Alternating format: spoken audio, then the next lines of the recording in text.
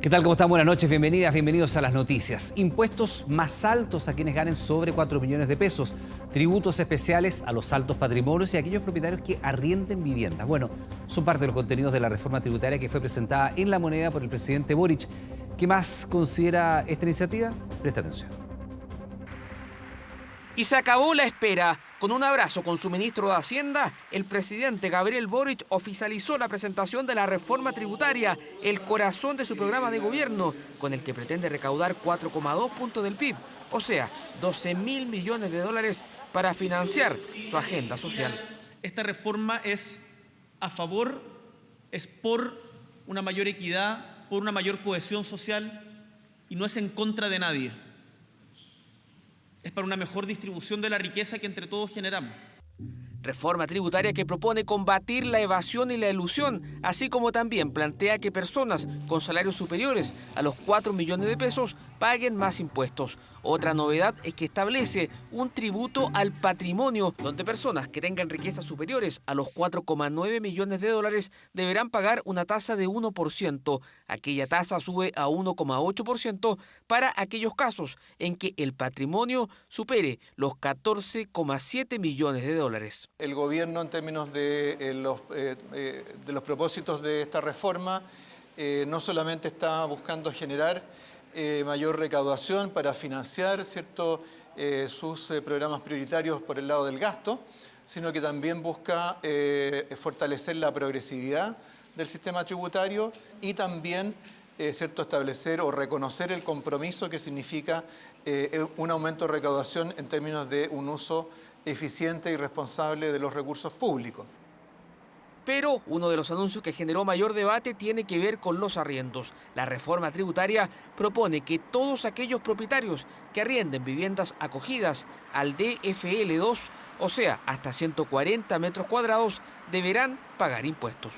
Hasta la fecha existía una franquicia tributaria en virtud de la cual las rentas de arrendamiento de este tipo de inmuebles, hasta un máximo de 2 DFL2 por persona, quedaban exentas de impuestos.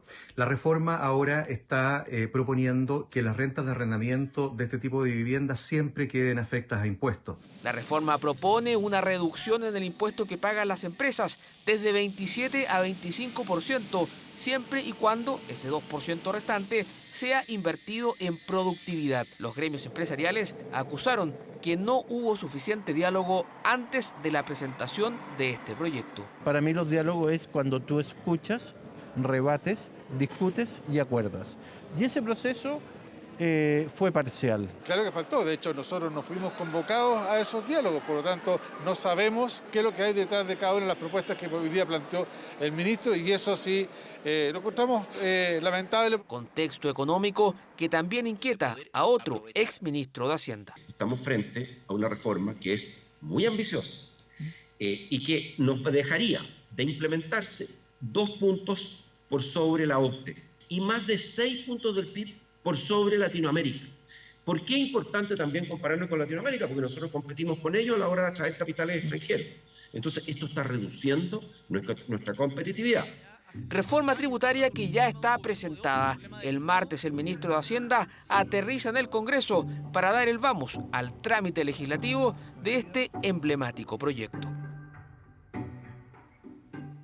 Bueno, hay bastante que desmenuzar, por supuesto, por que ha sido la noticia de la jornada. Estamos con nuestro don Iván Núñez, Andrés Vial. Vamos a intentar aterrizar, pero con un invitado inmejorable para aterrizar esta reforma tributaria. Ministro de Hacienda, don Mario Marcel, ¿cómo le va? Buenas noches, bienvenido a 24 Horas Central. Ministro, ¿cómo está? Buenas noches. Iván. Ministro, vamos con los números quizás medulares de esta reforma presentada hoy día por el gobierno. Si podemos desplegar la gráfica. A ver, 4,1% del PIB, ministro. ¿Qué significa que sea gradual? En el fondo, ¿en qué año, más o menos, en cuánto tiempo más podríamos tener, si es que se aprueba tal como está, la reforma recaudando este nivel, si es que lo alcanza? Sí, de acuerdo a nuestros cálculos y pensando el tiempo que toma la tramitación de una reforma tributaria y el hecho de que una parte importante de los impuestos que se modifican corresponden a impuestos a la renta, que funcionan en años fiscales, entonces esta recaudación se alcanzaría en el año 2026. Y comenzaría a recaudar de manera más significativa el 2024. Entramos a ver los números, Iván. Sí. Ministro, a ver, son 12.000 millones de dólares más o menos con la reforma en regla. Y aquí al costado derecho, más o menos, se ha estimado, se ha hecho una estimación en diferentes medios, que el 70%, ministro, de la recaudación está en impuesto a la riqueza, renta a las personas, elusión, evasión y otros elementos. Ahí está el corazón de la reforma. Ese va a ser quizás el lugar más difícil de negociar en el Congreso.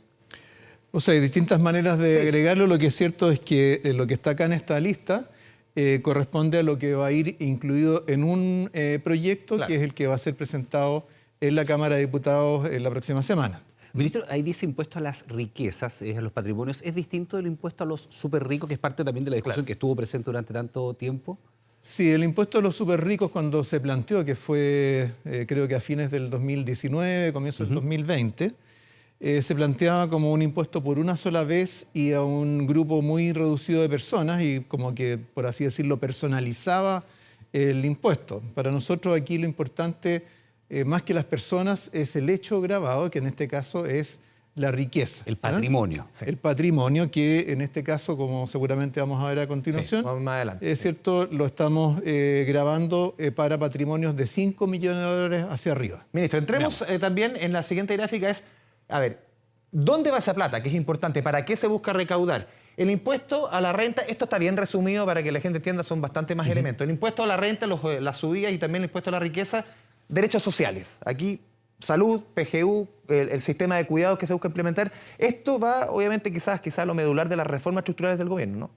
Claro, o sea, aquí ¿cuál es la lógica? La lógica es que los impuestos a la renta y el impuesto a la riqueza lo pagan personas. Sí. Personas de altos ingresos, de alto patrimonio, y parece tener sentido que en esas circunstancias lo que se recauda por esos impuestos vaya también a las personas, a personas de ingresos bajos y medios, que tenga esa capacidad de redistribución a través de beneficios por el lado de la salud, por ejemplo, la reducción de listas de espera, que sabemos que son muy largas hoy día, la pensión garantizada universal, subirla a 225.000 pesos, y desarrollar este sistema de cuidados que es muy importante, especialmente para las mujeres que tienen niños pequeños o cuidan a discapacitados, adultos mayores. Vamos a la siguiente estación. A ver, la baja de las exenciones, el tema de elusión y evasión, va al tema de desarrollo productivo. ¿Se nos puede explicar aquí también? Esto puede ir amarrado con los anuncios que hizo el presidente en la cuenta pública, donde dijo la productividad de nuestro país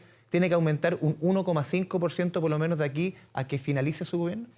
Así es, ayuda, va en buena medida en esa dirección, y aquí nuevamente la lógica es que parte importante de lo que es elusión, evasión y lo que va a generar una mejor fiscalización proviene más bien de empresas. Entonces, en este caso, ¿cierto?, la idea es canalizarlo hacia el sistema productivo, hacia las pymes, hacia la investigación y desarrollo, la innovación y el aumento de productividad, así como también vamos a ver después a las regiones. Ahora, ministro, usted escuchaba en la nota que introduce esta entrevista también a exministro de Hacienda diciendo que Chile perdía competitividad con esta reforma. Sí, bueno, el exministro Larraín, él tiene, en fin, sus propios estudios, sus propios cálculos. Pero los números son correctos, porque uno puede tener interpretaciones de los números, pero los números son los que él manifiesta, que quedamos por sobre la región, por sobre incluso promedio de OCDE. Claro, o sea, lo que ocurre es que para poder comparar carga tributaria entre países, no siempre los países miden como impuestos lo mismo. Sí. Por ejemplo, en el Reino Unido se paga las cotizaciones, el financiamiento de la seguridad social, se paga junto con el impuesto a la renta personal, y prácticamente todo el mundo paga el impuesto a la renta personal. Nosotros tenemos un sistema previsional muy distinto y un sistema tributario también diferente. Entonces es muy difícil comparar esos países. Nosotros para poder hacer estas comparaciones, nos apoyamos en la propia OCDE, que preparó un estudio, se publicó hace pocos días, comparando la carga tributaria de Chile con la de los países de la OCDE, y llegó a la conclusión que incluso cuando se incorpora estas cotizaciones a la seguridad social, las cotizaciones obligatorias, si se agregan en Chile, todavía estamos alrededor de 8 puntos por debajo. O sea, no quedamos en el promedio ni por encima de los países de la región. Quedaríamos todavía un poco por abajo. Y respecto de América Latina, en América Latina hay de todo. En América Latina hay países con mucha carga tributaria, por ejemplo Brasil, Uruguay tienen cargas tributarias sustancialmente mayores a nosotros, y otros países con muy baja carga tributaria. Por ejemplo, en el caso de México, en buena medida la riqueza del petróleo, los ingresos públicos del petróleo, más que financiar muchos beneficios sociales, han permitido que se paguen menos impuestos. Nosotros no quisiéramos estar en esa situación porque, es cierto, nos encontraríamos en un escenario como el que tuvo México ahora con la pandemia, porque que no se financiaron beneficios de apoyo a la ciudadanía, a los hogares, durante los periodos de cuarentena. Nosotros sí lo pudimos hacer. Sí, hay otros elementos, ministro, para tomar en consideración, por ejemplo, el royalty minero, que es una indicación sustitutiva a un proyecto que está hoy día en el Senado, iría a gastos más, tiene que ver con regionalización. ¿E impuestos correctivos? ¿Son los impuestos verdes lo mismo? Los impuestos correctivos son los impuestos que buscan cambiar precios relativos en la economía para inducir ciertos comportamientos. Por ejemplo, ser más cuidadoso con el medio ambiente, reciclar, etc. Entonces, pero también pueden haber hay impuestos correctivos en el ámbito de la salud. Por ejemplo, los impuestos a los cigarrillos, los impuestos a los alcoholes. Hay países que gravan los alimentos con alto contenido de azúcar, por ejemplo. Entonces, abarca ese conjunto de cosas, incluyendo los impuestos verdes, por supuesto. En la siguiente lámina, Iván, vamos a revisar también, ministro, quizás uno de los anuncios más importantes que ustedes hicieron harto énfasis en esto. El 3% de mayores ingresos le sube los impuestos y el resto de la población, vamos con la siguiente, el despliegue de la gráfica, al 97% le van a mantener, el resto de la población le van a mantener su pago de impuestos actos. Si podemos profundizar en estos números, ministro. Claro, bueno, es cierto, el contenido de la reforma en materia de impuesto a la renta contempla cierto, un régimen alternativo al que hoy día tenemos, este régimen semi-integrado, en que hay una parte del impuesto a las utilidades de las empresas que se descuenta de los impuestos que tienen que pagar sus accionistas por las utilidades que retiran. Eso es lo que existe hoy día. Lo que ahora se plantea es separar cierto, lo que es impuesto de las empresas de los impuestos de las personas. Y para los ingresos por dividendos que tienen los accionistas de una empresa, por ejemplo, se le aplica una tasa plana de 22%. Pero, por supuesto, los accionistas de las empresas en Chile es un grupo relativamente pequeño, ¿cierto? Y sobre todo es un grupo pequeño si es que hoy día está pagando tasas del orden del 22%. Por otro lado, en el caso del impuesto global complementario, que es el impuesto progresivo, ¿cierto?, que grava a los ingresos del trabajo, las remuneraciones, los honorarios, etcétera, eso tiene una escala progresiva de tasas marginales y en este caso estamos modificando solo las tasas marginales para ingresos mensuales superiores a 4 millones de pesos. Entonces todo eso hace que quienes van a pagar más impuestos sea un grupo relativamente reducido de la población, pero un grupo que tiene un patrimonio y tiene ingresos mucho mayores al resto. Y ya vamos a ir, por supuesto, en el detalle de aquello, pero claro, se anuncia esta reforma, hubo un diálogo con parlamentarios de oposición y del Ejecutivo y hay reacciones políticas, las revisamos y seguimos de inmediato con el ministro Manuel Marcel. Es un proyecto completo, pero que, por cierto, está sujeto a la discusión democrática de la Cámara de Diputados y el Senado, en donde esperamos recibir los aportes que puedan realizar los parlamentarios, sin prisa pero sin pausa. La Moneda así ya trazó el camino de una reforma esencial para dar cumplimiento al programa de gobierno llamado a lograr un pacto tributario con un acuerdo transversal que en la misma ceremonia sumó un gesto político, la ausencia de la oposición en La Moneda. Preguntarle si es que fueron invitados y qué le parece ese acto, digamos. Por supuesto que fueron invitados. Yo creo que acá la idea es que esta reforma no sea contra nadie en particular, sino que sea a favor de la cohesión social. Y para eso están todos y todas convocados. Una ausencia que, eso sí, estuvo antecedida por reuniones técnicas entre los equipos del Ministerio de Hacienda y los parlamentarios de todos los sectores. Una iniciativa que, tras conocer sus detalles, no genera convencimiento absoluto en la oposición. ¿Dónde está la propuesta para tener un mejor gasto?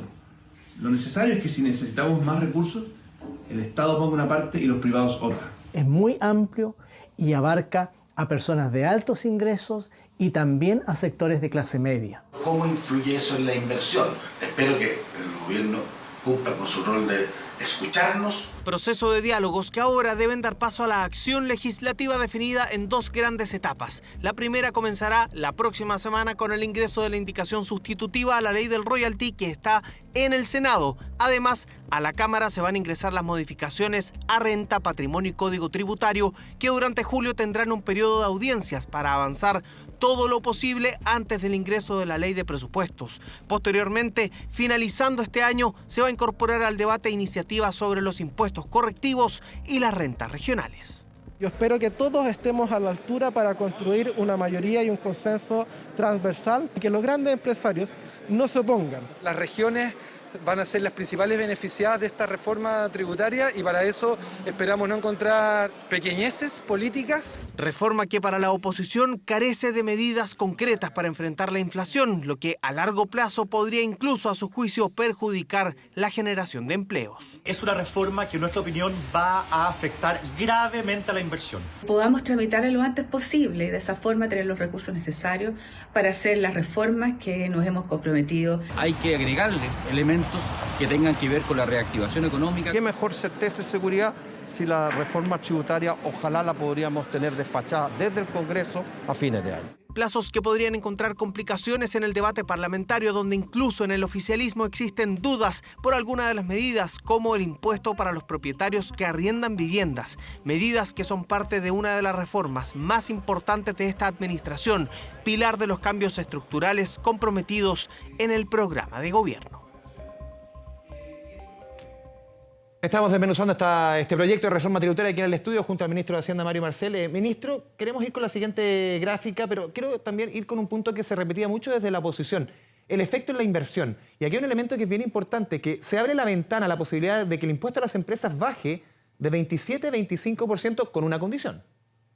Sí, esa condición es que esa diferencia de 2% se invierta en mejoras de productividad de las empresas.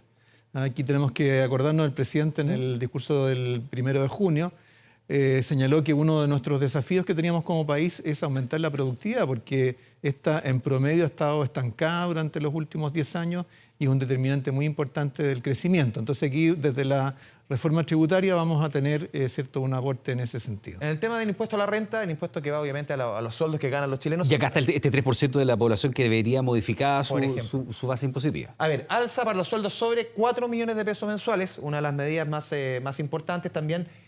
Sube la tasa máxima, se eleva de 40 a 43, ministro. Y para explicar a las personas hoy día, 1 de cada 4 chilenos hoy día paga el impuesto a la renta. Son sueldos sobre 777.000 pesos más o menos hoy día. Para entender eso, que a la gran mayoría de esta población no le va a afectar esto que estamos hablando, sino que solamente a un margen más bien menor de la población, ¿no? Claro, o sea, hoy día el impuesto a la renta, el grado complementario que grava los ingresos del trabajo, ¿cierto?, los honorarios, tiene un tramo exento que llega hasta los 777.000 pesos. Y de ahí va teniendo tasas que van creciendo desde 4% hacia arriba. Hoy día la máxima es 40%. Nosotros estamos planteando subirlo a 43%. Pero es solo a partir de la mitad de la tabla, o sea, desde ingresos mensuales de 4 millones de pesos para arriba. ¿Y eso más o menos tiene el cálculo cuánta gente le subiría los impuestos chilenos que ganan sobre 4 millones? Bueno, a ese 3% de contribuyentes. Están en los dos tramos. Ahora, ministro, también dentro del global complementario, y es un tema que ha generado bastante polémica, tiene que ver con los arriendos, lo que se perciba por materia de arriendo, que se termina con esta exención del DFL2, y eso a lo mejor podría ser que no esté en la renta misma, en el sueldo mismo, pero es parte de los ingresos de las personas. Claro. Bueno, hay algo que a veces la gente no sabe, o no se ha dado cuenta. Uno ha sido riguroso en fiscalizar eso. Uno ha sido riguroso, ¿cierto?, que es que los ingresos por arriendo están afectos a impuestos, a la renta en general. Y hay una exención que ha ido quedando para los arriendos de viviendas DFL2 hasta un total de dos propiedades. ¿Ah? Entonces aquí lo que se plantea es que el DFL2 fue un beneficio tributario que se creó para facilitar que las personas, para estimular que las personas compraran su propia vivienda. Sí. ¿Ah? Pero, ¿cierto?, con el tiempo se fueron ampliando sus beneficios, ya desde el 2014 se han venido restringiendo y esto es un ajuste adicional. Ministro, perdón, pero para pensemos que si alguien tiene una propiedad que está arrendando, ¿tiene que declarar ese ingreso y va a ir a su global complementario? O sea, actualmente ya lo tiene que declarar. ¿Ah? Como digo, lo que pasa es que mucha gente no lo declara. Impuestos Internos no se lo incluye en la propuesta de declaración porque no hay información pública accesible sobre los arriendos. El mercado de arriendos es mucho menos transparente en términos de datos que lo que son, el sistema financiero. ¿Ah?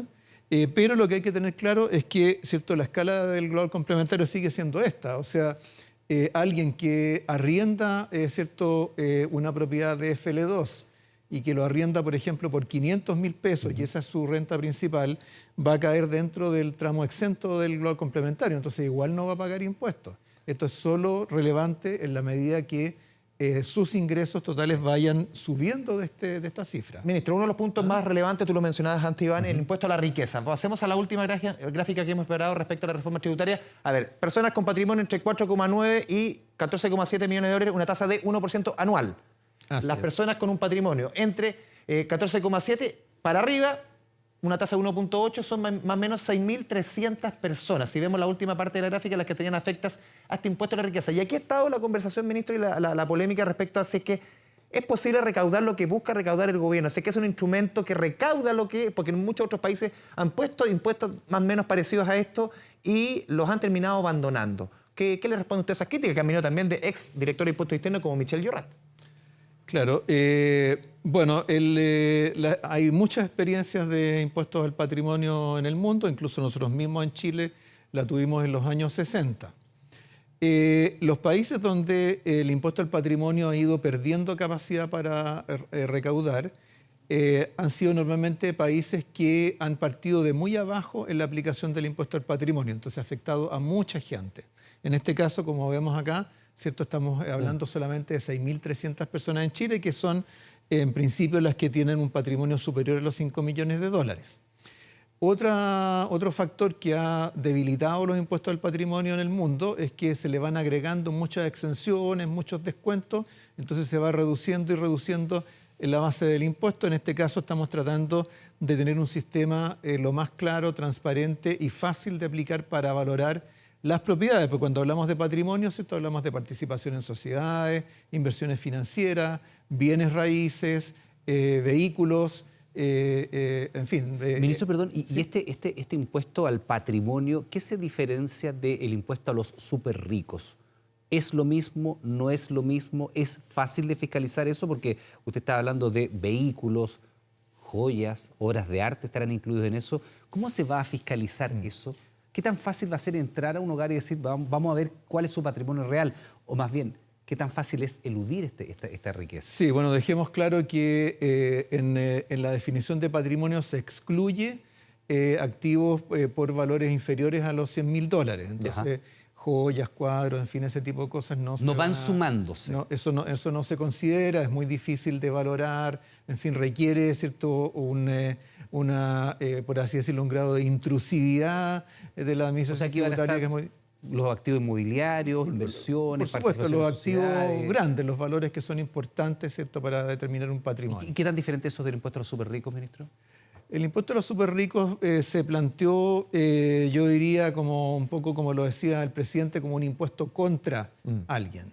En este caso no se busca castigar a nadie, lo que se busca es recaudar, y se busca recaudar de quienes tienen más, haciendo que nuestro sistema tributario sea un poco más progresivo, ¿cierto?, que lo que actualmente es. Ministro, hoy día también han hecho noticia dos elementos económicos, los pasamos a revisar en la gráfica, tiene que ver con el dólar y el IMASEC. El dólar hoy día alcanzó 930 pesos, máximo histórico. Vemos la segunda secuencia, 102 pesos de alza en el último mes, el 1 de junio estaban en 828, hoy día 930, la segunda moneda que más se depreció en el mundo. Y lo siguiente que vamos a pasar a revisar tiene que ver con el crecimiento económico, 6,4% en el mes de mayo, sobre las expectativas, 2 días hábiles más marcó el mes de mayo respecto a mayo del año pasado, eso marca también una, entre comillas, ventaja, podríamos decir, y las predicciones que ustedes han hecho en Hacienda es de 1,5% para este año. Le pregunto por lo primero por el dólar, ¿cómo lo están viendo desde el gobierno tras la medida que tomaron el viernes pasado desde el Ministerio de Hacienda de esta suerte de inyección de 5.000 millones de dólares a razón de 200 millones diarios y también la cifra de IMASEC que dejó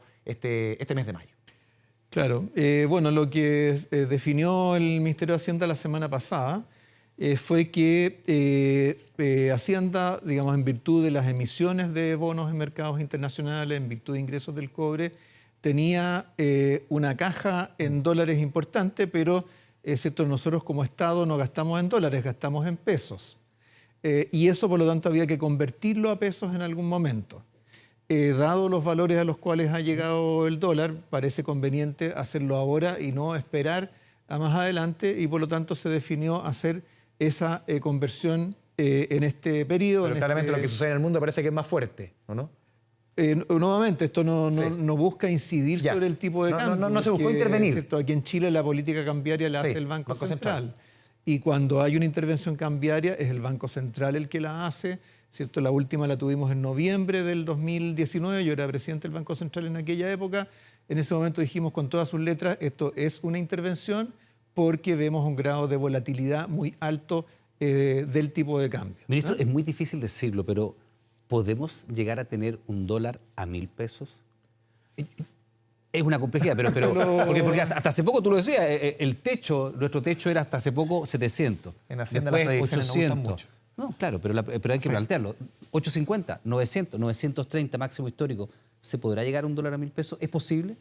O sea, usted lo ha dicho, es muy difícil predecir el tipo de cambio.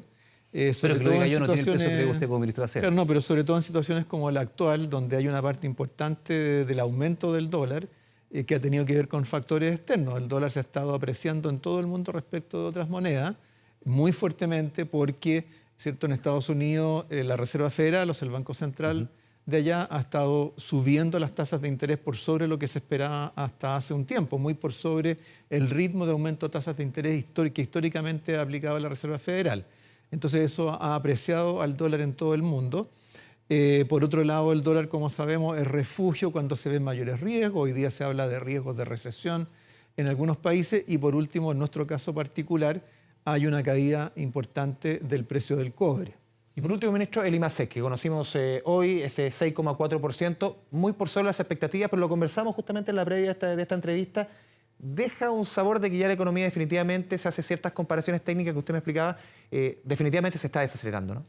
Sí, la economía se está desacelerando, eso es lo que necesitamos para, ¿cierto?, reducir las presiones inflacionarias ¿cierto?, si escarbamos más en detalle en el IMASEC de mayo, lo que vamos a ver es que para el IMASEC no minero, o sea, separando ¿cierto?, la minería y comparando mes a mes, hubo una caída de 0,9% en un mes. Es una caída que es importante, ¿cierto?, para ese componente que se explicó fundamentalmente por una caída de la actividad del comercio, lo cual sugiere, ¿cierto?, que el consumo de las personas también probablemente está cayendo y dado que fue el consumo lo que empujó a la economía durante el 2021 y llevó a la economía a sobrecalentarse, también deberíamos esperar, ¿cierto?, un enfriamiento del consumo. Ministro, se nos va el tiempo, pero antes de despedirlo y darle las gracias, por supuesto, por estar junto a nosotros, ¿qué tan difícil va a ser la tramitación de esta reforma tributaria en su experiencia? Usted escuchaba las declaraciones tanto del sector empresariales como de la oposición, ¿no? Sí, mire, yo la verdad es que, bueno, con las canas que tengo, yo he conocido muchas reformas tributarias, partiendo por la reforma tributaria del 90. Yo en esa época era un joven asesor del Ministerio de Hacienda en el gobierno de Patricio Aylwin. No hay ninguna reforma tributaria que sea fácil. El sistema tributario siempre es algo muy debatido. Pero en este caso creo que hemos hecho un trabajo muy concienzudo, mirando la experiencia de reformas anteriores, mirando, ¿cierto?, comparándonos con la estructura tributaria de otros países y desarrollando estos diálogos ciudadanos que fueron tan importantes, de los cuales se recorrió todo el país conversando con la ciudadanía, con los representantes de la comunidad y también con expertos, ¿cierto?, economistas. ¿Eso es, por ejemplo, de aquí a fin de año, regiones, ministro, tener aprobada esta reforma? ¿Es posible pensar eso? O sea, yo lo que esperaría al menos es que hayamos avanzado significativamente antes de que empiece a tramitarse la ley de presupuesto, porque en la ley de presupuesto intervienen los mismos parlamentarios y parlamentarias que están en las comisiones de Hacienda y que ven los proyectos tributarios. Por último, ministro, se ha comparado mucho en términos de recaudación esta con la reforma que planteó la expresidenta Bachelet hace 8 años, que terminó recaudando la mitad de lo que buscaba recaudar. ¿Por qué esta va a recaudar lo que va a recaudar a su juicio y no lo que pasó con la última experiencia? Sí, bueno, son bien distintas las dos reformas. Por eso le digo que se suele comparar que esas dos reformas que son muy distintas. Claro, son bien distintas porque la reforma del 2014 se focalizó mucho en los impuestos a las empresas. Y al focalizarse en los impuestos a las empresas, incidió mucho sobre el comportamiento de la inversión. Y recordemos que ese fue un periodo que la inversión estuvo bastante débil. En este caso nos estamos focalizando más en los impuestos que pagan las personas, en el royalty minero, en los impuestos correctivos de los que hablábamos. Entonces, por lo menos el vínculo, ¿cierto? Ese riesgo de que afecte la inversión hoy día para este proyecto no es como ocurrió en el 2014. Ministro Mario Marcel, sí. Le agradecemos este espacio aquí en 24 horas. Sí, muy buenas noches. Andrés Vial, muchas gracias. Que la haya. Buenas noches. Muchas gracias. Revisamos otras informaciones. Ahí está la imagen. Son parte de lo que deja el paso de este nuevo sistema frontal que afectó a varias regiones de nuestro país. Anegamientos en algunos puntos de la capital, pasos fronterizos cerrados por la nieve. Presta atención. Primero fue la noche marcada por los fuertes vientos que llegaron a los 30 kilómetros por hora. Después vino la lluvia. Siempre ocurre, es algo anormal, por decirlo así. Yo trabajo ahí en el 29 de Gran Avenida y es peor. Es peor. Sí, en el 30 es peor. No sé cómo lo voy a hacer para cruzar. Y llovió tanto como para que otra vez Gran Avenida dejara esta postal. Colapsó en varios sectores. Algunos iban preparados, otros resignados. ¿Y de dónde vienes caminando en especie? De allá de San Bernardo, del Mariscal. Lejos, y me voy a mojar todas las zapatillas después de la vuelta para la casa. Me voy a meter al agua porque no queda otra alternativa. En la Florida lo pasaron mal. Aquí siempre se ha llovido desde que yo soy niño acá. Y ahora, como se llena acá todo de agua, pasa cualquier vehículo, camión, todo lo que sea, y se nos moja todo. Cada invierno se repite la imagen y el temor a perder sus cosas. Viene desde casi 2 décadas. Cuando fabricaron acá, cuando hicieron acá, no hicieron bien los desagües de acá. La intersección entre Avenida La Florida y Departamental, que históricamente ha tenido dificultades justamente producto de la falta de planificación que ha habido al momento de construir las ciudades. Nosotros nos preparamos ante este evento climatológico, dispusimos de equipos de emergencia, al mediodía ya estaba absolutamente repuesto. Mucha lluvia en pocas horas, 15 milímetros de agua caída registró la región metropolitana. Un sistema frontal que estuvo potenciado por corrientes de viento muy fuertes. También ayudó a que este sistema frontal pasara bastante activo y bastante rápido. Un frente que avanzó de sur a norte, desde la región de la Araucanía a Coquimbo. Así lucía la costanera en Los Vilos esta mañana. Pero en tiempos de crisis hídrica se agradece, y así lo hizo este campesino en Illapel. Ahí está, por fin, ahí está grabando el Barraza. Ya, listo. Y en Lonquimay ya van varios días de intensas nevadas. Todos los equipos están trabajando del orden de 5 motoneladoras, equipos saleros para evitar el hielo sobre la carpeta para poder tener estas rutas habilitadas. El paso fronterizo Pino Achado se mantuvo cerrado toda la jornada por nevadas y viento blanco, donde seguirá nevando al menos en los próximos días, igual que en el paso fronterizo Los Libertadores, que también cerró todo el día. En los valles de la zona central la lluvia paró, pero ahora viene el frío. Que va a abarcar prácticamente del sur de Coquimbo hasta la región del Maule. Entonces, lunes y martes deberíamos los termómetros, las mínimas, estar en torno a 0 grados. Un frente intenso que literalmente dio la bienvenida a julio. Ahora a prepararse para las bajas temperaturas de la próxima semana.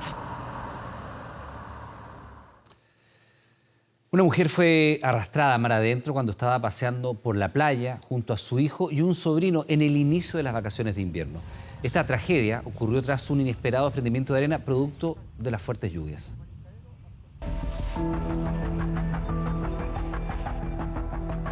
La situación climática no es muy favorable.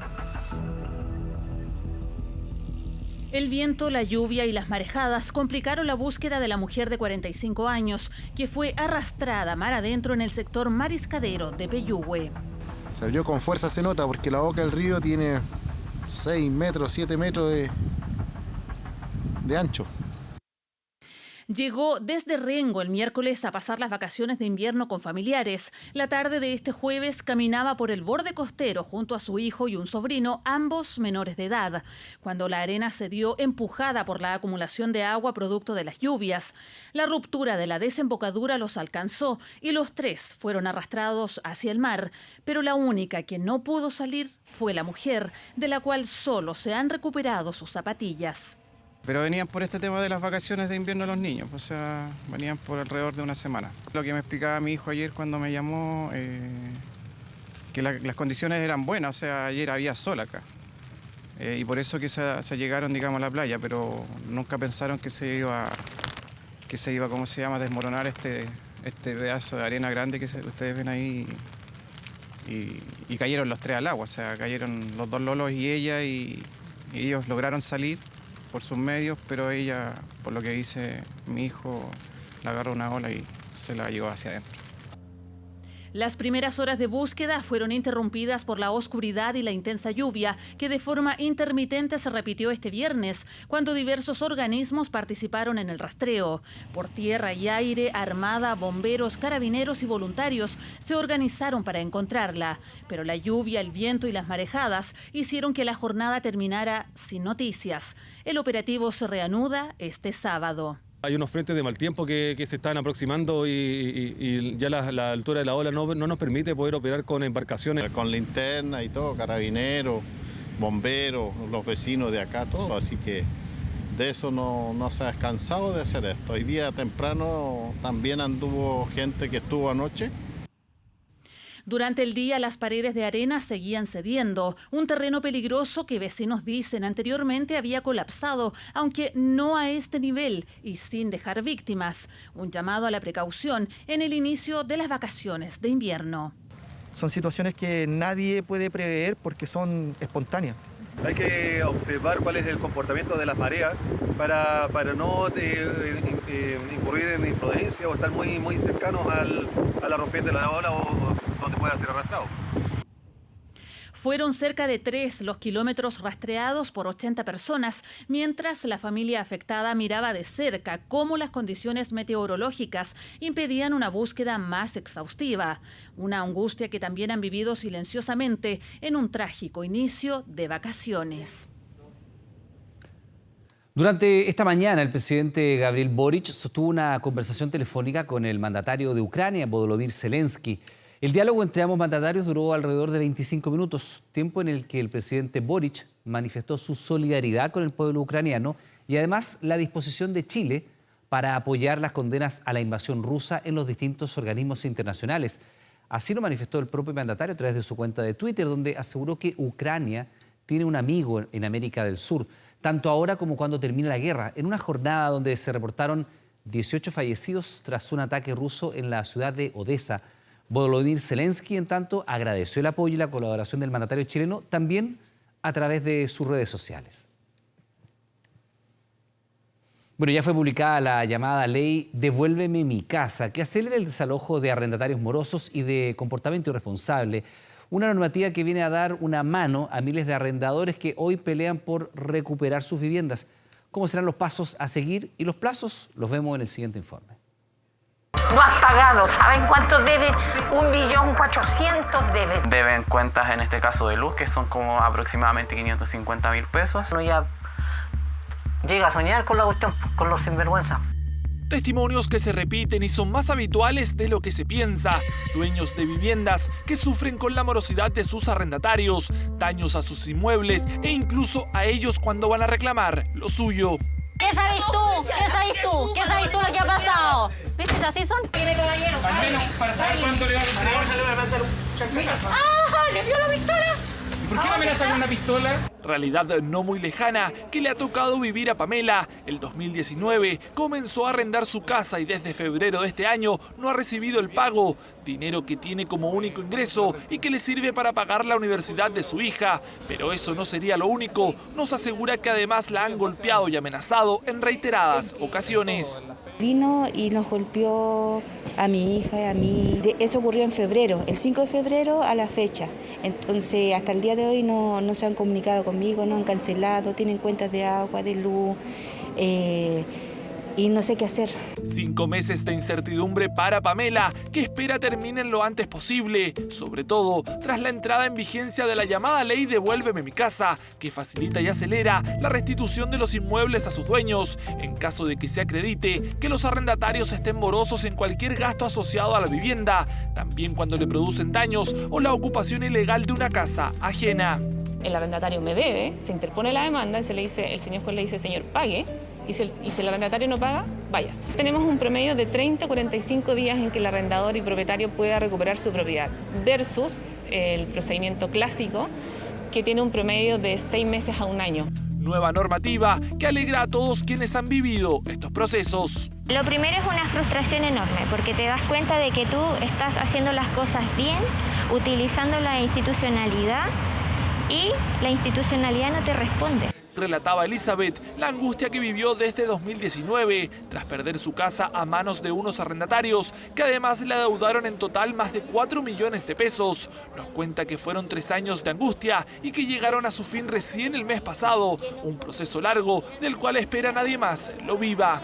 Esto nos ayuda a que todo esto se demore menos en poder resolverse, en poder recuperar nuestras casas, que es lo principal, y sé lo esperanzador que es que se haya promulgado esta ley, porque en el fondo, si bien la pesadilla continúa, va a ser más corta.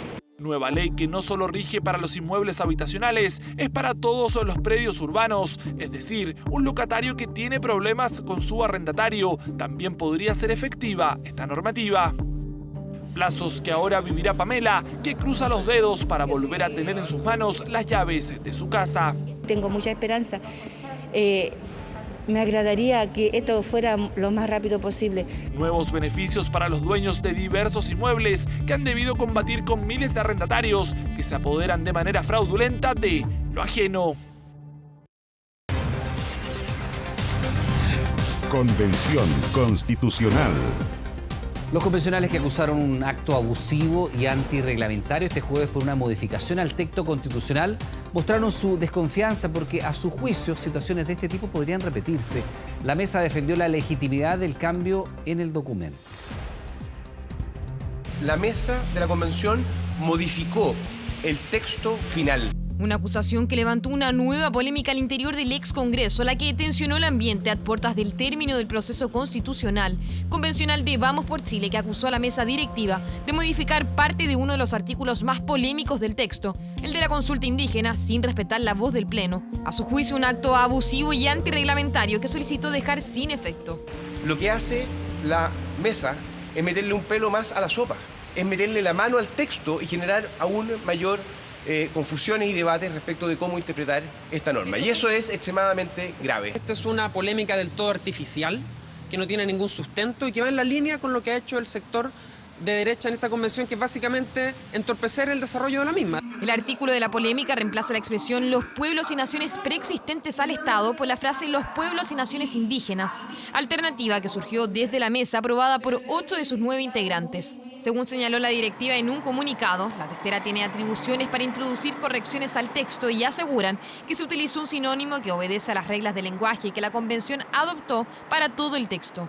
Lo que se hace es homologar una expresión que es utilizada a lo largo de todo el texto para hacerlo más comprensible. Con los altos grados de sensibilidad que hay sobre la materia y en los constituyentes, a mí me parece que no fue pertinente. No hay ninguna consecuencia de fondo porque esa nomenclatura hacía referencia en toda la discusión a los pueblos indígenas. Para Vamos por Chile, sin embargo, como lo plantearon en la denuncia, es complejo anticipar las consecuencias interpretativas y el alcance de esta modificación. Por eso destacan, solo el Pleno está habilitado para modificar palabras, cuyo trabajo finalizó el pasado martes. Esta es la primera sorpresa que nos vamos a llevar previo a que tengamos que cerrar este proceso el día 4 de julio. Es decir, ¿puede venir la mesa ahora con nuevas modificaciones al articulado? No hay un cambio sustantivo de manera alguna al texto de lo aprobado por el Pleno, sino solamente un cambio de referencia que a mí me parece adecuado. Ante las críticas, convencionales de distintos sectores coinciden que la propuesta de nueva Constitución debe ser liberada antes de este lunes. El objetivo, evitar nuevas polémicas por un texto que ya fue aprobado, las que eventualmente podrían empañar la ceremonia de cierre del proceso constituyente. Miren, estas imágenes son francamente impresionantes. Tal cual, corresponde a un deslizamiento de tierra que ocurrió en el centro de Perú y sepultó a varias casas. Los detalles, qué pasó con las personas, lo vemos en el siguiente informe.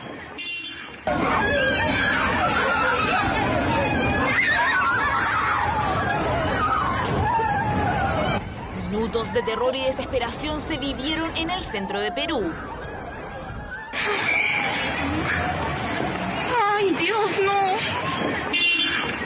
Todo comenzó después de las 6 de la tarde del jueves, cuando la parte superior del Cerro Cruz de Chayapa colapsó hacia la zona urbana del distrito de Chavín de Huántar. El cerro sigue derrumbándose, sigue viniéndose toda la parte de arriba. El derrumbe está creciendo y está avanzando más hacia la ciudad de Chavín. Un hecho que ya suma más de 100 damnificados, decenas de casas sepultadas y 15 personas tuvieron que ser atendidas por inhalación de polvo. En la magnitud del desastre y que no haya ningún herido, ningún desaparecido, ningún fallecido, creo que en algo ha ayudado esta prevención y que ya la gente sabía que podía producirse algún deslizamiento mayor. Efectivamente, el pasado 22 de junio el Instituto Geológico, Minero y Metalúrgico de Perú alertó sobre un posible deslizamiento en la zona afectada. Se concluye que el área y alrededores se encuentran en un proceso de activación, por lo que son consideradas como una zona crítica y de peligro muy alto. Asegurando que el hecho ocurriría por las filtraciones de agua acumulada en el periodo de lluvia, que provocan una sobresaturación y pérdida de cohesión en la ladera. Pero pese a la alerta emitida, a algunos pobladores igual los tomó por sorpresa. El alcalde desmintió, pues dijo que no pasaba nada, y yo creo que la gente se confió de eso y no sacaron sus cosas o no tomaron precauciones. Situación de emergencia que provocó que las autoridades habilitaran carpas para que los damnificados pasen la noche, además de un despliegue de equipos de ayuda en la zona. Eventos naturales que este año no solo han impactado a Perú. Brasil ha sido foco de diversos episodios de este tipo.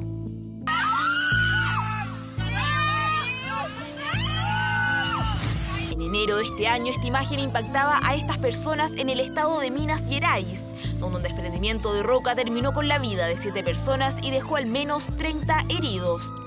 Pero algo aún peor ocurrió un mes después.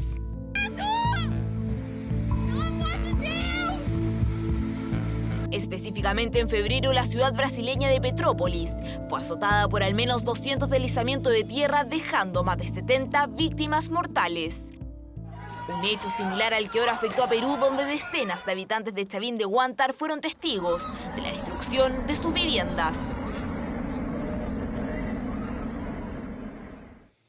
Y de regreso a nuestro país, la justicia decretó orden de detención para 3 de los jóvenes que habían sido absueltos por el ataque a un hotel cercano a Plaza Baquedano, todo esto en el marco del estallido social. Ahora arriesgan penas de 5 y 6 años de prisión por elaborar y arrojar elementos incendiarios. El humo me pega mucho en la cara, espera que me corro un poco. Sí. Acá se ven las computadoras, las sillas. Acá se ve la marquesina del hotel, Principado de Asturias. Fue uno de los tantos edificios vandalizados durante el estallido social de 2019. El Hotel Principado de Asturias terminó incluso incendiado. 3 jóvenes fueron detenidos e imputados como presuntos autores de este delito, cuestión que fue desestimada por el Tercer Tribunal de Juicio Oral de Santiago, al considerar que las pruebas no eran suficientes para acreditar participación en los hechos. No obstante, los condenó por el delito de fabricación y lanzamiento de bombas Molotov, fallo que la Corte Suprema desestimó, decretando la nulidad porque las pruebas presentadas podrían haber sido ilícitas. Ese era el escenario hasta el 28 de junio de este año, cuando el 8º Juzgado de Garantía de Santiago decretó orden de detención en su contra. La jueza, que nosotros emplazamos jurídicamente, dice: complemento esa resolución y quiero ejecutar esta sentencia. Pero la sentencia, la primera sentencia, que fue anulada, ese es el equívoco mayor que tiene que ver contra la libertad ambulatoria de nuestros representados. El 8º Juzgado de Garantía de Santiago decretó orden de arresto y condenas por elaborar y arrojar artefactos incendiarios. Matías Rojas arriesga 5 años y 1 día. Alejandro Centeno y Benjamín Espinosa podrían pasar hasta 6 años en la cárcel. Que no nos ha sido fácil a nosotras como mamá tener los 2 años presos, más 7 meses en la casa presos también, estuvieron con arresto domiciliario total. Entonces es muy difícil esta situación que nosotros vivimos como mamá. La Defensoría Popular presentó un recurso de amparo ante la decisión adoptada por el juzgado, la que indican carece de fundamento fáctico y jurídico. En buena hora, la Ilustrísima Corte de Apelaciones de Santiago declaró admisible el recurso de amparo. Nosotros esperamos tener noticias en la jornada de hoy, en términos que se acoja la orden de no innovar, se decrete la orden de no innovar, en los términos de dejar sin efecto esta ilegal detención que ha sido librada en contra de estos 3 muchachos que vale la pena recordar que se mantuvieron más de 2 años en la cárcel. Presos del estallido que nuevamente enfrentan a la justicia. ¿Serán los tribunales superiores los que determinen si se hace efectiva la condena o si serán absueltos como lo indicó la Corte Suprema en su momento? Hong Kong cumplió este viernes 25 años bajo el control de China, luego de haber sido colonia británica. Una ciudad que se ha transformado en todo un símbolo y que en los últimos años se ha rebelado en contra del dominio del gigante asiático. Esta ciudad de las 2 banderas, de los rascacielos, de la revolución de los paraguas, y es también la cuna de Jackie Chan. Hace 25 años, Hong Kong regresó a la patria cumpliendo nuestras expectativas de un siglo. En este tiempo, nuestra bahía ha resistido pruebas y ha superado obstáculos. La posición de la estrella de cine hongkonés, que siempre ha sido un fiel aliado del gobierno chino, refleja el sentir de una parte de la población de la isla, que durante esta jornada fue escenario de pomposas celebraciones. Mantener el poder político en manos de los patriotas es una regla política que se practica comúnmente en el mundo. Ningún pueblo de ningún país permitirá jamás que el poder político caiga en manos de fuerzas o individuos que no aman a su país. Una premisa que el gigante asiático ha impuesto con altos costos durante los últimos años, en los que las protestas pro democracia han sacudido a la isla, que ha buscado marcar su autonomía dentro del régimen chino. Por terribles que fueran las imágenes de las noticias en la televisión, también fue el mejor momento de nuestra ciudad, porque soportamos la represión y muchos residentes de Hong Kong continuaron marchando en las calles para luchar por la libertad y la justicia. El lema de un país, 2 sistemas se impuso desde que Hong Kong dejó de ser una colonia británica, tras más de un siglo, el 1 de julio de 1997, frente a la triste mirada del príncipe Carlos y de los británicos. Me esforzaré por implementar los principios de un país, 2 sistemas, el pueblo de Hong Kong administrando Hong Kong con autonomía y la defensa de la seguridad nacional de nuestro país para garantizar la prosperidad y la estabilidad a largo plazo. Pero tras 25 años bajo el poder de China, este lema parece haberse topado con la realidad. Cambió la forma de interpretar este concepto de autonomía. Y aunque mantiene las libertades económicas y mantiene las libertades de que Hong Kong sea un centro financiero, ha restringido absolutamente las libertades políticas y las libertades sociales. Estos 25 años marcan la mitad del camino para que Hong Kong retorne al control absoluto de China, un proceso que está previsto que se complete en 2047 y que plantea la interrogante sobre el futuro de las libertades, que paradójicamente tenían garantizadas cuando eran una colonia británica. El Tribunal Electoral de la Región Metropolitana declaró admisible un requerimiento presentado por concejales de Maipú que acusan a la exalcaldesa de una serie de irregularidades y falta de probidad.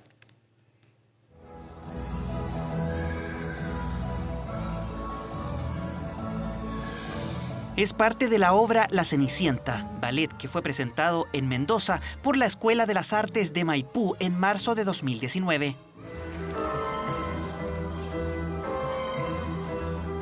Puesta en escena que requirió el traslado de una delegación cercana a las 70 personas desde Maipú hasta la ciudad trasandina. Pero este viaje ha sido duramente cuestionado por un grupo de concejales de la comuna, quienes acusan irregularidades en el presupuesto y un gasto de 2.000 millones de pesos. Todo lo que rodea al viaje a la ciudad de Mendoza es irregular. De partida no estaban aprobados los fondos para realizar el viaje, no estaban aprobados los fondos para los viáticos que se dieron en el viaje, no estaba dentro del presupuesto municipal el viaje. Y no es todo, los concejales denuncian también faltas administrativas en la gestión de la sanitaria municipal SMAPA. Por eso ingresaron un requerimiento ante el primer Tribunal Electoral Metropolitano por notable abandono de deberes y graves irregularidades en la probidad administrativa, escrito que fue declarado admisible.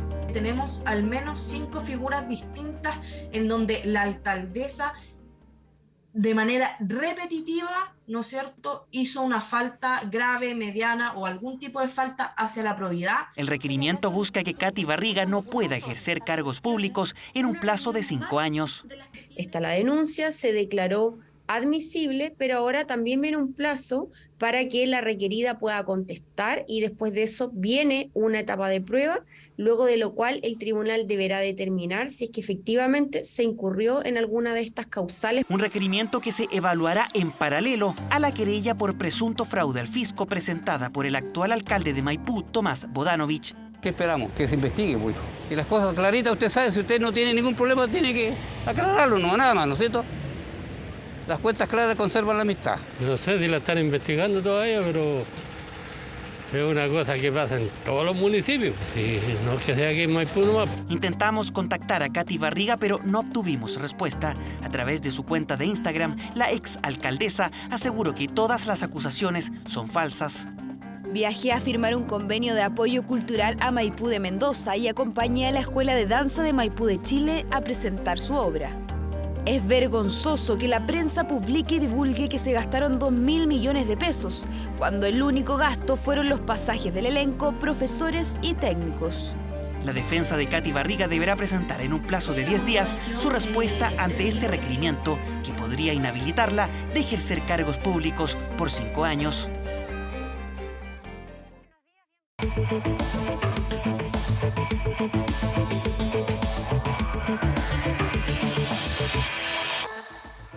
Eran los primeros días de julio de 2017 y estaba en la sala de juegos más grande de Chile. Cuando la ruleta todavía no terminaba de girar, comenzó a disparar contra el personal, asesinando a 2 trabajadores e hiriendo a otros 4. Hoy, en Archivo 24, quien operaba esa ruleta y recibió el primer balazo a 1 metro de distancia, cuenta cómo logró sobrevivir a la irracionalidad de un veterinario que se parapetó por unas 5 horas para luego quitarse la vida.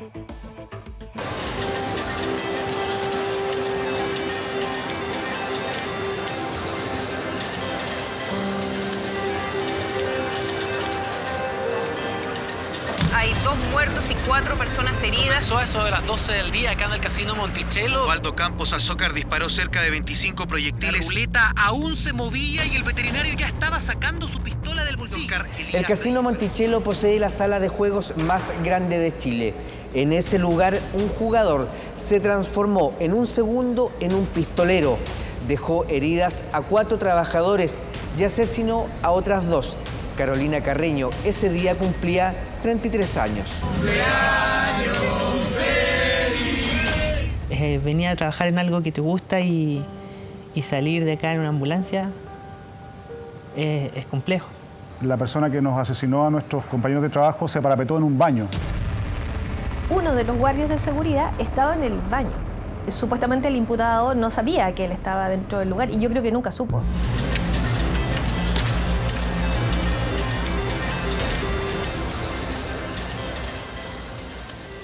Era un domingo noticioso aquel 2 de julio de 2017. Los chilenos se preparaban para ver la final de la Copa Confederaciones. En la lejana Rusia, la Roja se mediría ante la poderosa Alemania. Chile jugando una nueva final, Pato Yáñez.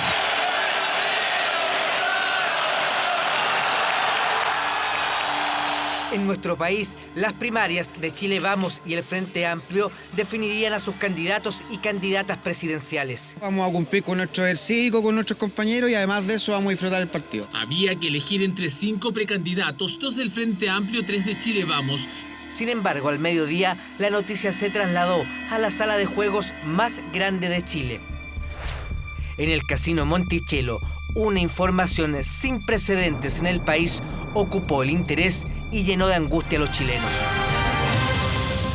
Hay 2 muertos y 4 personas heridas en este incidente que ocurrió dentro del Casino Monticello en San Francisco de Mostazal. Un sujeto identificado como Osvaldo Campos Azócar estaba jugando en este recinto, sacó un arma de fuego y disparó a 2 trabajadores del Casino Monticello. 2 personas que... En el momento que yo estuve con él era variable. Ganaba 1, perdía 2, o ganaba 2, perdía 1. Yo de verdad era la segunda vez que lo veía dentro del casino. Y estuve con él 40 minutos. La ruleta era el juego predilecto de Osvaldo Campos Azócar, el veterinario de 42 años que la noche anterior había ganado en el casino. Aquel domingo volvió a la ruleta que manejaba Luis. Ese día, este croupier se puso la camiseta número 8 de la selección chilena, cuando pasó lo inimaginable. Los primeros disparos fueron directo al croupier. El tercero le da de lleno a la mujer. Fueron 4 disparos a quemarropa en menos de 2 segundos. Bueno, cuando el croupier dice no va más, que esa es el último gesto que yo hago y ya no pueden apostar más, y en ese momento ocurre toda la situación. Que la bolita ni siquiera alcanza a caer, la bolita de la ruleta. Yo me giro, no sé, porque mi compañera me habla, y si yo no me giro, lamentablemente el disparo me llega al corazón y no estaría acá. Fueron 4 disparos a quemarropa en menos de 2 segundos. Ninguna de las personas que aparecen en esta toma está entre los fallecidos. Un caos total en ese momento. Un caos total, hasta que pude esconderme en un lugar seguro. Uno se acuerda de Dios en ese momento. Se acuerda de Dios, yo pensaba en mis hijos y me daba la fuerza para seguir respirando, y que era lo que más me costaba. Pero no mató a los crupieres que tenía adelante. Él siguió disparando a quienes estaban más lejos. Uno de los proyectiles impactó la cabeza de Óscar Reyes, funcionario que murió sin siquiera haber cruzado palabra con su asesino. Óscar, un excelente jefe.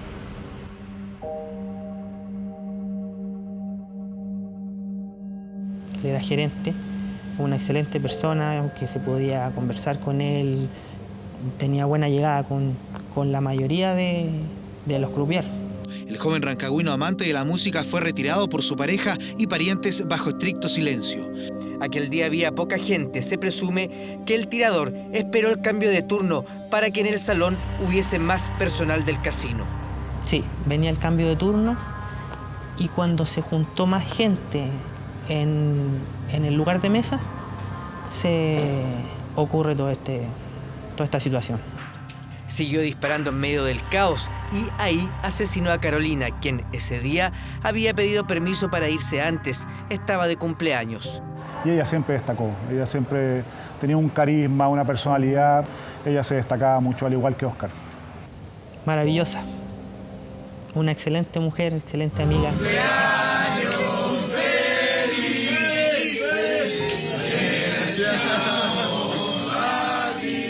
Excelente madre. Nos hacía reír, nos levantaba el ánimo a todos en nuestra sala de descanso. Una mujer espectacular. Le cantamos apenas llegamos al turno, porque nosotros habíamos entrado a las 8 de la mañana. Y ya teníamos todo preparado para irnos después a su casa, a celebrar, a ver un partido de Chile que había. Al principio no vio a una croupier que se lanzó bajo otra mesa escapando de su línea de visión. Aterrada, la mujer trata de esconderse a medida que el veterinario avanza a su posición. Carolina Carreño es el nombre de la otra víctima fatal de este arranque homicida. Ella murió en el hospital con 2 heridas de bala. Es por eso que existe todo este despliegue policial que comenzó ya hace bastante rato, y donde ya las víctimas fatales, identificadas como Óscar Elías Reyes Valenzuela y Carolina de Los Ángeles Carreño, ya han sido identificados por las autoridades. Manuel había asumido hace muy poco la gerencia general de Monticello y le tocó vivir una emergencia inédita en los salones de juego. Ese 2 de julio, que fue un día muy doloroso para Monticello, para la historia de esta compañía. Yo venía llegando hace poco a hacerme cargo del casino, desde el Casino Puerto Varas, donde fui gerente general por 6 años. Estamos muy dolidos, estamos muy conmovidos y estamos cerca y frente a las familias de nuestros anfitriones que han sufrido estos ataques. La fiscal Nayalet Mancilla estaba de turno y la sorpresa fue mayor cuando se enteró que el pistolero estaba parapetado en el baño del casino.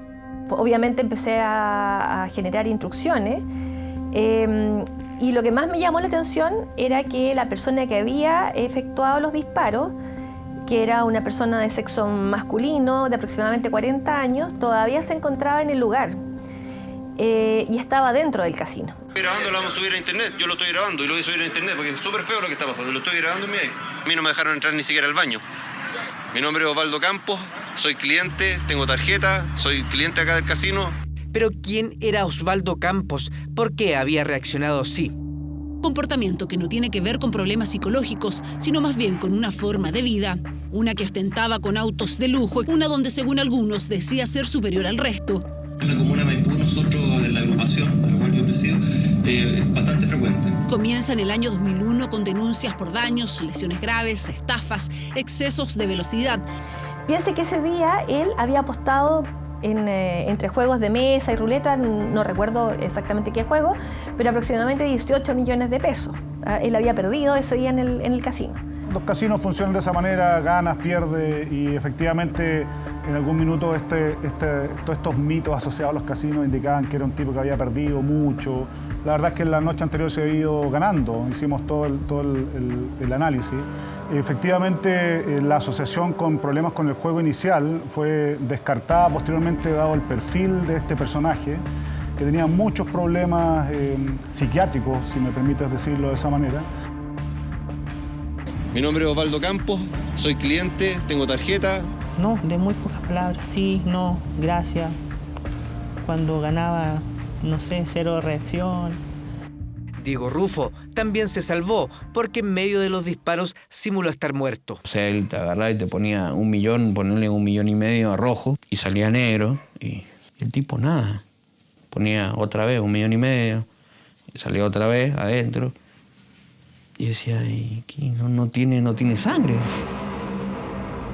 Pero cuando yo vi que estaba tirado ahí y seguían los disparos, yo dije, bueno, ya no estoy salvado. Porque en un momento yo ya estaba a la vista de él. ¿Optaste por hacerte el muerto? Sí. Con lo que no contó el veterinario es que un guardia quedó encerrado en el mismo baño, lugar donde este pistolero tendría su desenlace fatal. Cuando estábamos ahí nos enteramos que además uno de los guardias de seguridad estaba en el baño. El guardia Brian Reyes relata que escucha todo desde el rincón opuesto, en silencio y con la puerta con pestillo. Saca su celular y se sienta sobre la taza del baño. O sea, yo creo que para él tiene que ser una experiencia súper ingrata, porque estaba obviamente, sentía que estaba en peligro su vida. Le decía a la policía, se está moviendo, le preguntaban, ¿hace ruido? Sí, está caminando, qué sé yo. Le daba información de los movimientos principalmente para que Carabineros pudiera tener esta información.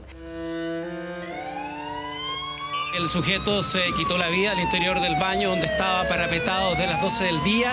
Aparentemente se inyectó algún producto químico. Lo que hicimos fue ingresar, me acuerdo, como una especie de robot con una cámara que logró determinar, ahí logramos determinar que esta persona yacía en el suelo. Pues ingresaron al baño y ahí se percatan que esta persona estaba sin vida.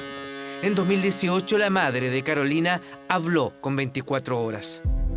Yo perdono a este caballero cuando me vaya para el cielo, porque quiero reunirme algún día con mi hija. No quiero ir con odio ni rencor, porque mi hija no era rencorosa. Nadie de su familia directa lo reclamó y ninguno de sus amigos llegó a preguntar por él. Un hermanastro que asegura no haber tenido vínculo con el pistolero desde hace más de 40 años. Lo retiró para luego sepultarlo en el Cementerio Metropolitano de Santiago. Desde ese hecho, la seguridad de los casinos cambió para siempre. Ese mismo mes, días antes de la tragedia, un ciudadano palestino también había disparado. Por eso las medidas de seguridad no volverían a ser las mismas. Yo creo que las medidas en ese tiempo para la época estaban tomadas de acuerdo a los estándares nacionales de los casinos. ¿Me explico? Pero evidentemente este hecho hizo que los casinos, digamos, empezaron a tomar otras providencias. Hoy día la industria ha cambiado mucho. Hoy día nosotros hemos trabajado los temas de seguridad, tenemos un programa de seguridad integral en el casino. Detectores de metal, pórticos de patente, inhibidores de señales y otras medidas que se mantienen en secreto, todo eso ha implementado este recinto.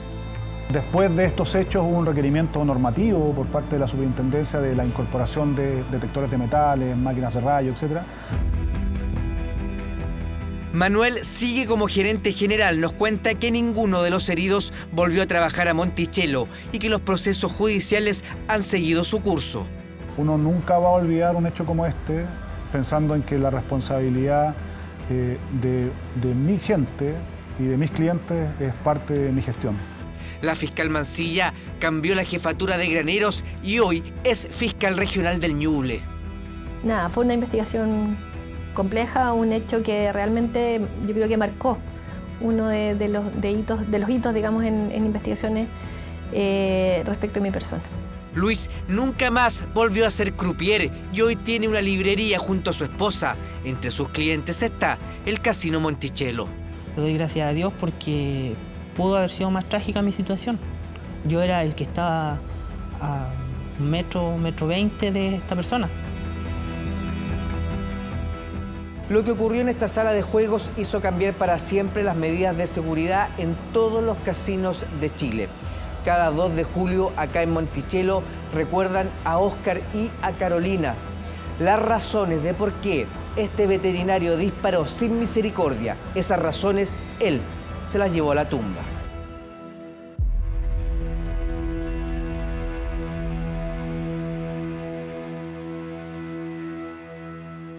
Bien, pues aprovechamos de recordarle que a partir de las 22 horas, Televisión Nacional de Chile está autorizada para transmitir programas para mayores de 18 años.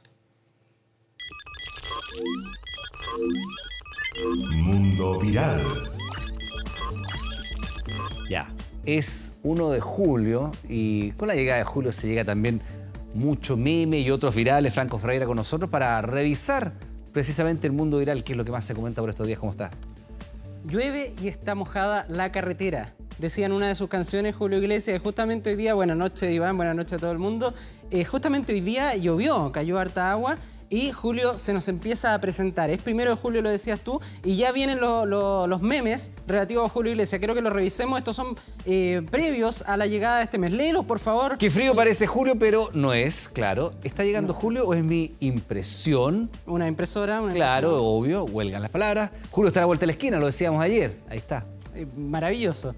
Y tenemos unos, mira este ya preocupa la inflación de Julio. Yo no sé qué era Julio Iglesias de esto. Mira, es maravilloso. Es un mes, el mes de julio, donde ya durante bastante tiempo nos ha pasado, lo hemos vivido. Se repiten los memes por todas partes, no solo en las redes sociales tradicionales, en los grupos de WhatsApp familiares. Aquí seguramente en la casa nos entenderán. Los grupos de WhatsApp, la señora, la mamá, la abuelita, que siempre comparten, no se mueven de los Piolines, los Chayanes. En este mes comparten los Julios. Y hay mucho Julio, muchos memes de Julio. Las variantes de Julio. Ahí está. Variantes de Julio. Julio Videla. Muy buenos. Mira, de Julio Iglesias podemos decir, no hay certeza de cómo se está tomando él hoy día este tema de los memes. Sabemos que en el año 2015, en la revista Hola de México, él mencionó que le caían en gracia. Llevamos como una década, sobre todo en Chile y en otros países del continente, pero sobre todo en Chile, compartiendo memes de Julio. En el 2015 dijo que no le problemaba, que mientras no fueran, digamos, grotescos, qué sé yo, él los dejaba pasar. Pero eso fue el 2015. Si a ti cada año, 2015, 2016, 2017, llevamos 7 años de esa entrevista, yo no sé si todavía le hace gracia. Exactamente, si todavía le hace gracia. Quiero destacar uno en particular. A ver, ¿cuál? Que lo trajimos porque para que veas cómo esto es súper interesante. Tenemos uno, si lo podemos ver. Ya. Mira lo que dice. Está con un canguro. Está con un canguro, foto verídica aparentemente en nuestro Perfecto. caje. Dice, ya llegó Julio a Australia. Mira lo específico que tiene. En Australia llega el mes de julio, el 1 de julio, 14 horas antes que acá. Entonces este meme es tan específico que dura 14 horas. Y está solo para Australia. Solo para vivirlo en esas 14 horas previas a que sea 1 de julio acá, para que veas la especificidad con que se trabaja. Pero Franco, no es que seamos nosotros los únicos en Chile que estamos obsesionados con hacer memes en julio sobre Julio Iglesias. No, por supuesto que no. Ya, o sea, es un fenómeno latino. Es un fenómeno latino, por supuesto, y vamos a salir de Latinoamérica porque ya que no solo en Latinoamérica pasan cosas. Quiero que observen las siguientes imágenes. El mundo también nos regala sorpresas más allá de Julio Iglesias. Tenemos a este señor, estamos viendo... Está bonita la polera, ¿eh? Su polera blanca con negro o negro con blanca. Sí, una polera que podríamos estar la noche entera en eso. También está bonita esa polera. Digamos, con la misma polera se comienzan a reír.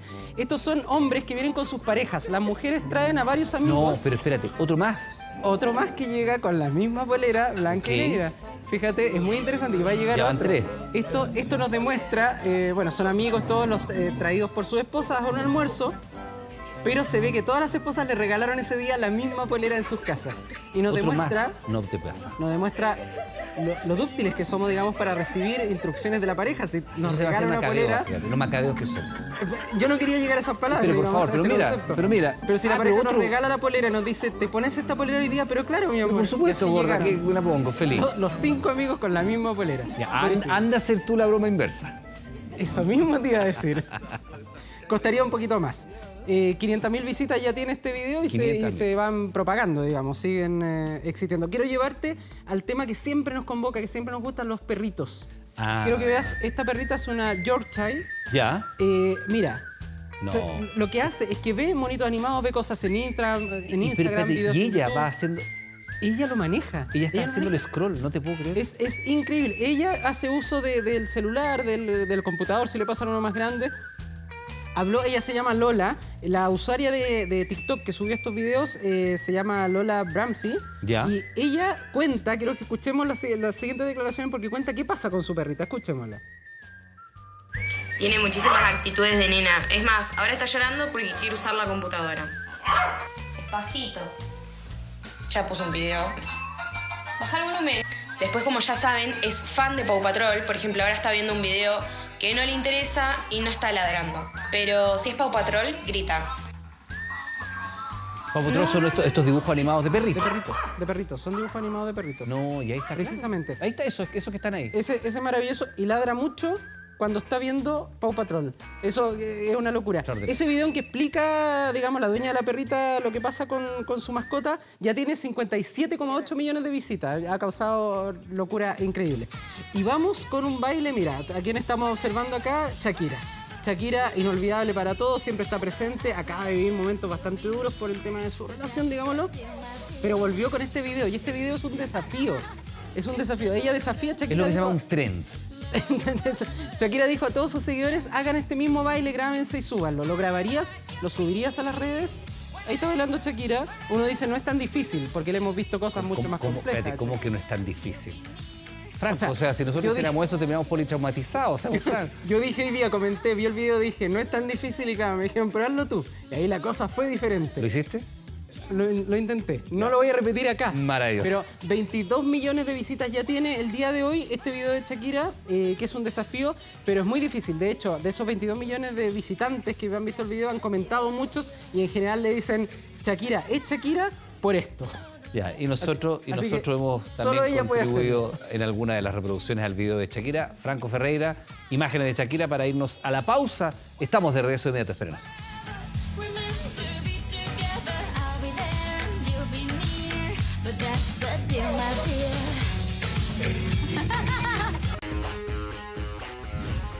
Con el auspicio de Visa Débito, presentamos 24 Horas Deportes. ¿Qué tal? ¿Cómo están? Buenas noches. Se está disputando la primera fecha de la segunda rueda del campeonato de la primera división y hoy fue el turno de Colo-Colo, uno de los líderes del campeonato que se enfrentaba a Everton tras su victoria en Copa Sudamericana frente a Internacional de Porto Alegre. VAR le advierte al juez del partido, a Felipe González, que hay una agresión de Esteban Paez sobre Benjamín Berríos, que aquí nos observa, está ahí atrás. Juega mañana desde 1:15 de la tarde frente a Palestino en el Clásico de Colonias, partido que va a ser transmisión del área deportiva de TVN.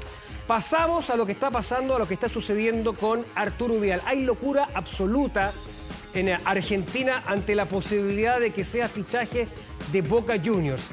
La verdad es que se dice allá en Argentina que hay una oferta formal y que Arturo Vidal lo está pensando. Tiene la oferta del Flamengo, una oferta del Medio Oriente y bueno, en el marketing se manejan muy bien los argentinos y especialmente lo de Boca Juniors porque lo están convenciendo con muchísimos mensajes.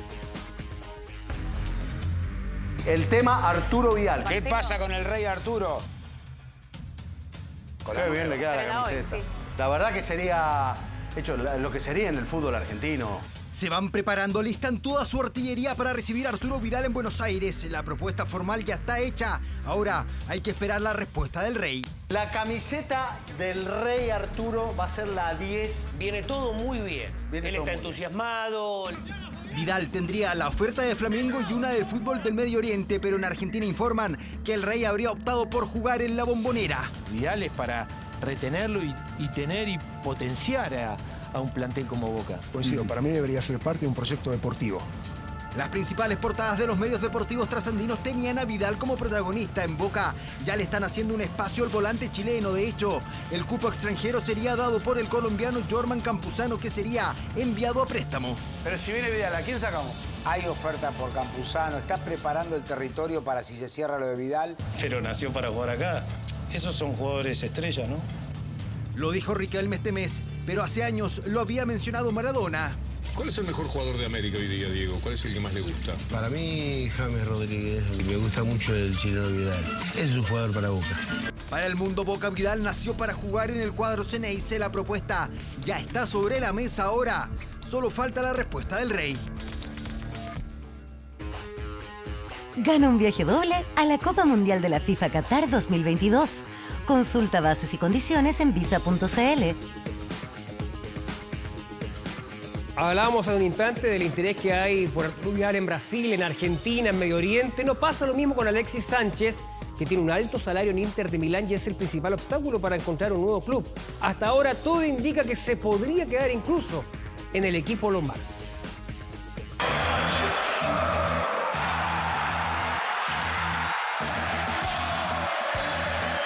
Estas celebraciones de Alexis Sánchez vistiendo la camiseta de Inter podrían continuar.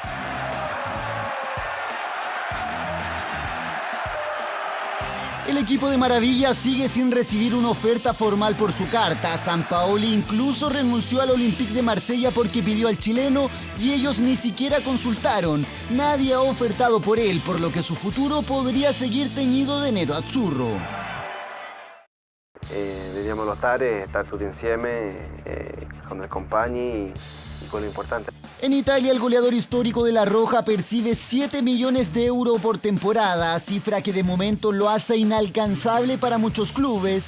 Ni siquiera el Arsenal, donde brilló hace unos años anotando 80 goles y dando 45 asistencias en 166 partidos, pagaría ese dinero para repatriar al chileno.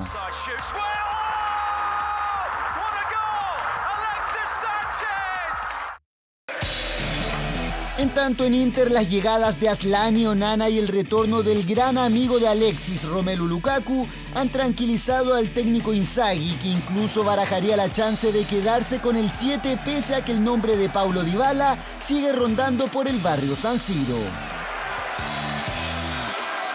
Con un año más de contrato y un estratosférico sueldo, Sánchez podría continuar en el elenco italiano, aunque si Inter decide bajar su costo, no se descarta la chance de que Arsenal, su viejo club, lo intente repatriar. Maravilla y un mercado que podría darle una segunda oportunidad vistiendo de nerazzurri.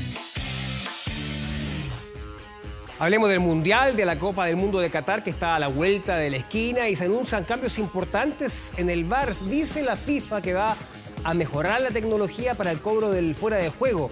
No va a superar los 25 segundos, según la FIFA.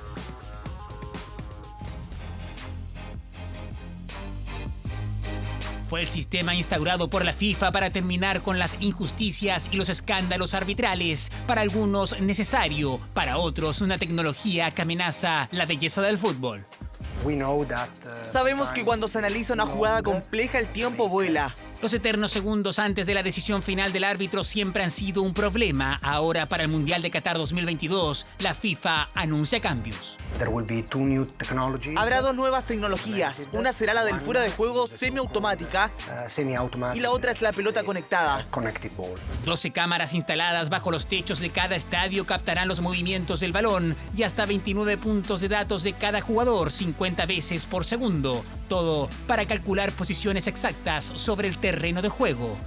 Se llama fuera de juego semiautomatizado porque todavía está la intervención del ser humano para tomar la decisión final.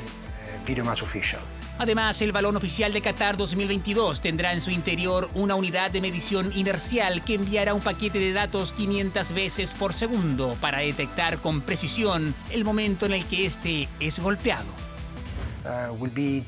Una vez tomada la decisión por parte del árbitro, se generará una animación 3D y se mostrará en la pantalla gigante de los estadios. Asimismo, los televidentes también podrán ver esa animación en sus casas. Qatar será el inicio de esta revolución. La idea es tomar decisiones más rápidas, precisas y fiables. Veremos si en el futuro esta nueva tecnología llega a Chile para terminar de una vez por todas con las polémicas y los escándalos. Absolutamente revolucionario lo que se anuncia. Nos encaminamos lentamente, al menos en el mediano plazo, al fin de los jueces asistentes, de los jueces de línea en el fútbol. Hasta acá el bloque deportivo en 24 horas deportes. Me despido. Sigue las noticias con don Iván Núñez. Buenas noches. Un buen programa para estos días porque ya está disponible en la plataforma Prime Video la serie La Lista Terminal. El teniente comandante James Reese recurre a la venganza mientras indaga las misteriosas fuerzas detrás del asesinato de todo su pelotón. Tenemos un adelanto, mire. ¿Podría detallarnos la misión? Fue una trampa. 12 de mis hombres volverán a casa en ataúdes. Esto es personal. Dame nombres. No entres en mi lista.